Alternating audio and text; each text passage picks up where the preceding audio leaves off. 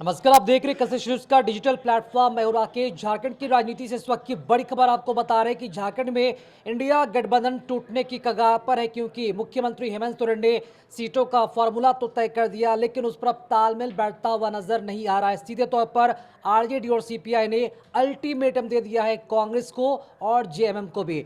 तो झारखंड के इंडिया गठबंधन में आखिर क्या कुछ होने जा रहा है? क्या गठबंधन बचेगा या फिर चुनाव के पहले टूट जाएगा? और क्या कुछ होने जा रहा है और क्या कुछ अधिक गतिविधियां देखने को मिल रही है? अधिक जानकारी के लिए हम रुक करेंगे वरिष्ठ सहयोगी आशुतोष जी के पास। आशुतोष जी, क्या होने जा रहा है झारखंड की राजनीति में? चुनाव के पहले ही गठबंधन टूटने की कगार पर है। आखिर क्या लगता है कि वजह ऐसे क्यों रही, और क्या लगता है कि तालमेल बैठा पाएंगे सीएम हेमंत सोरेन और कांग्रेस पार्टी? बड़ा चैलेंज है, चूँकि हेमंत सोरेन कम सीटों पर चुनाव नहीं लड़ना चाहते हैं और उन्हें शायद इस बात का आभास हो चुका है या पिछला चुनाव का जो परिणाम है उसके मुताबिक उन्होंने एक तय किया है कि आरजेडी को बहुत ज़्यादा सीटें नहीं देनी चाहिए और उसी के मुताबिक वो मतलब आगे बढ़ भी रहे हैं। सबसे ज़्यादा तकलीफ आरजेडी को इस बात की है कि बिना उनसे राय मशवरा किए आपस में जेएमएम और कांग्रेस ने सीट शेयरिंग का ऐलान कर दिया और आपस में सीटें बांट ली कि हम लोग 70 सीटों पर चुनाव लड़ेंगे। सीएम हाउस में सारी चीज़ें तय हुई थी और उन पर थोपा जा रहा है, जबकि वो लोग वहाँ पर मौजूद थे, फिर भी उनसे न बुलाया गया न बातचीत की गई। हालांकि एक राउंड पहले की बातचीत हो चुकी थी और उसमें जो बातें हुई है और अब जो छन करके सामने आ रही है, पहले ये कहा जा रहा था कि शायद हेमंत सोरेन 7 सीटें आरजेडी को, यानी पिछली बार जितनी सीटें दी गई थी आरजेडी को उतनी सीटें दे रहे हैं। लेकिन अब कुछ और बातें छनकर सामने आ रही। जब मनोज झा ने कल भी रिएक्शन दिया था और तल्ख रिएक्शन दिया था और अब से थोड़ी देर पहले भी प्रेस कॉन्फ्रेंस करके जो बातें कही है उसके मुताबिक 3-4 सीटें शायद ऑफर की जा रही है। तो पिछली बार 7 और इस बार उससे भी कम, तो ये जाहिर तौर पर किसी भी दल को नागवार गुजरेगा जो बिहार में एक बड़ी पार्टी हो और बीजेपी के खिलाफ हमेशा से मुखर रही हो वो पार्टी। तो उस पार्टी को बिहार से अलग हुए झारखंड में इस तरह से ट्रीट किया जाए तो वो अच्छा संकेत नहीं है और अच्छा नहीं लग रहा है आरजेडी को। और तेजस्वी यादव अब तक 2 दिन से वहीं पे डटे हुए हैं होटल रेडिशन ब्लू में। कल ही खबर आई थी कि उनको मनाने के लिए हेमंत सोरेन और गुलाम अहमद मीर भी गए थे, जैसे ही सीट शेयरिंग का आपस में इन लोगों ने बंटवारा किया। लेकिन अब तक बात नहीं बनी है और इस बीच में देर रात भी एक राउंड की बातचीत हुई है इन लोगों के बीच में।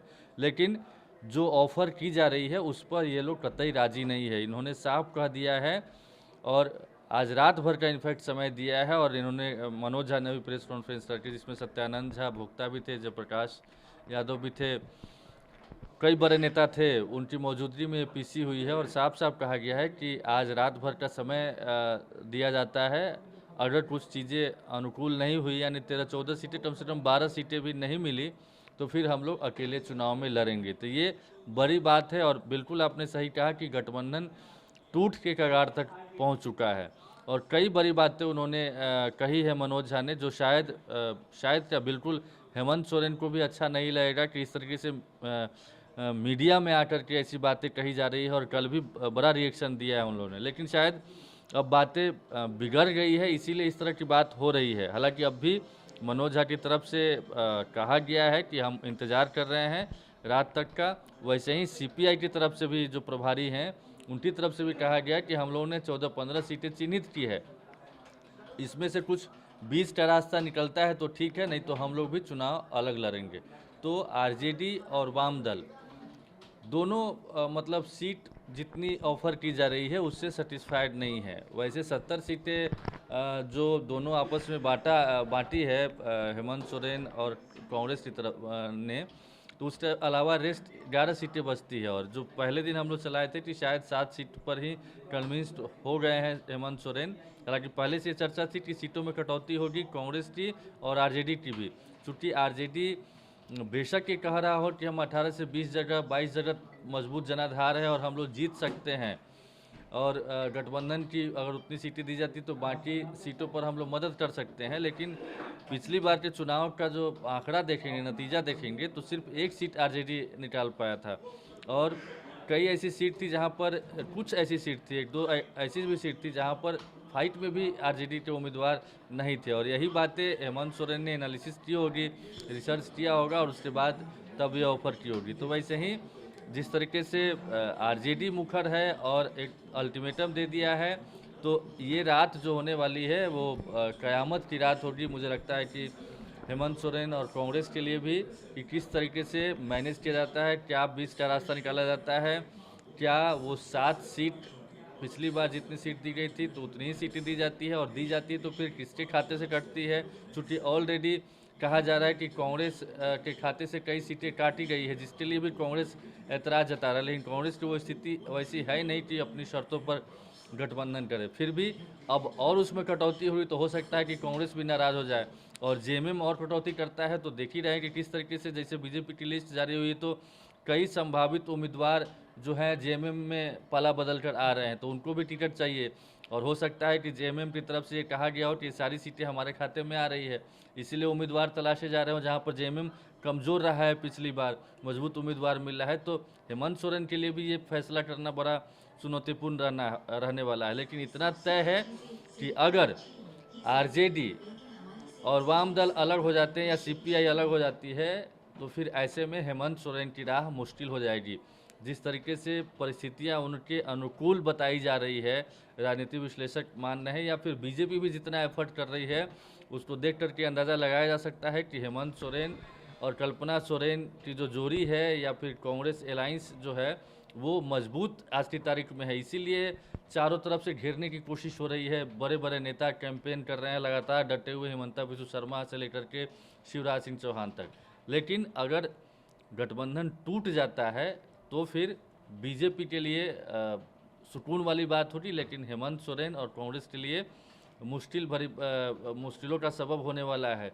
बेशक उनको सीट उतनी मिल जाए, उम्मीदवार को संतुष्ट कर सकें, लेकिन जो अगर चूँकि झारखंड में 81 सीट है, 1 सीट भी इधर उधर होता है तो फिर गड़बड़ा सकता है मसला। और कई सीटों पर आप पिछली बार का देखें तो कम वोटों के अंतर से चुनाव जीते हैं कई उम्मीदवार, तो कुछ वोट भी 1000, 2000, 5000 भी कोई वोट ले आता है तो वो किसी की भी जीत और हार में अंतर पैदा कर सकता है, किसी को भी जीतने वाले उम्मीदवार को हरा सकता है और हराने वाले को जिता सकता है।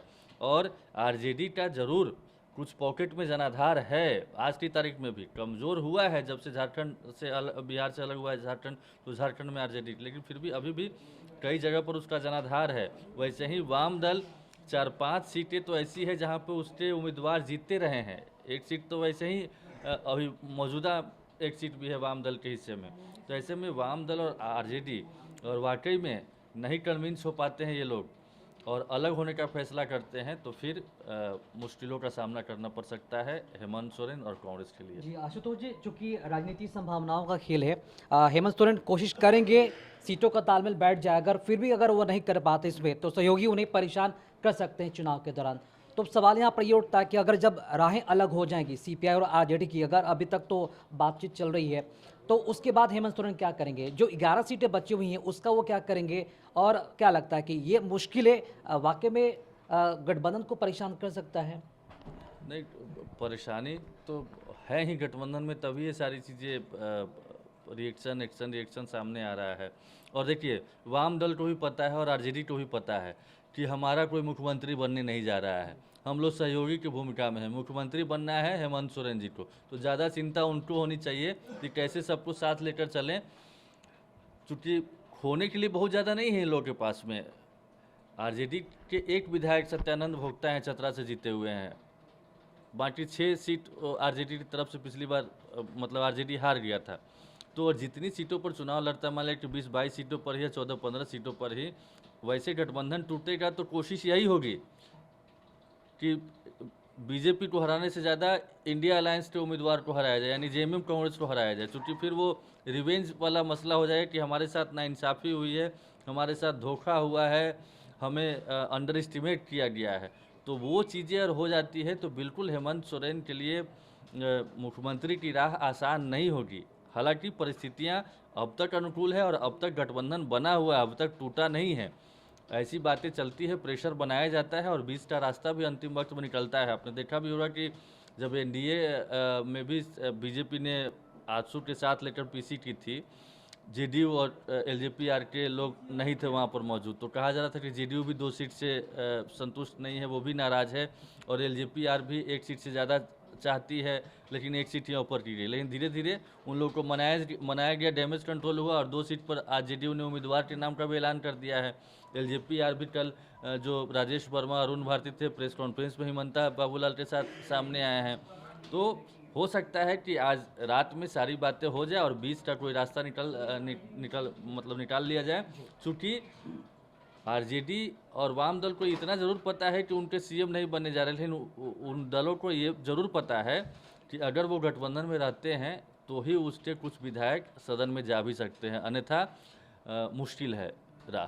चलिए, बहुत इन सब के बीच देखना काफ़ी अहम होगा कि जो संतोष जाहिर किया जा रहा है सीपीआई और आरजेडी की तरफ से सीटों को लेकर जो तालमेल नहीं बैठा है, हेमंत सोरेन क्या कर पाते हैं, क्या वाकई में इसको मैनेज कर पाते हैं या फिर नहीं, क्योंकि हेमंत सोरेन को भी अच्छी तरह मालूम है कि सहयोगी उन्हें परेशान कर सकता है अगर इन्हें मन मुताबिक सीटें अगर नहीं दी जाए तो। इन सब के बीच देखना अहम होगा कि क्या झारखंड में महागठबंधन यानी कि इंडिया गठबंधन टूटता है या फिर टूटने से सीएम सोरेन उसे बचा पाएंगे, देखना काफ़ी दिलचस्प होगा। ऐसे खबरों में बने रहने के लिए देखते रहिए आप कशिश न्यूज़। साथ ही हमारे वीडियोज़ को लाइक करें, शेयर करें और हमारे यूट्यूब चैनल कशिश न्यूज़ को सब्सक्राइब करना ना भूलें। इस वीडियो को अगर आप फेसबुक पर देख रहे हैं तो हमारे पेज को लाइक करें, फॉलो करना ना भूलें। नमस्कार।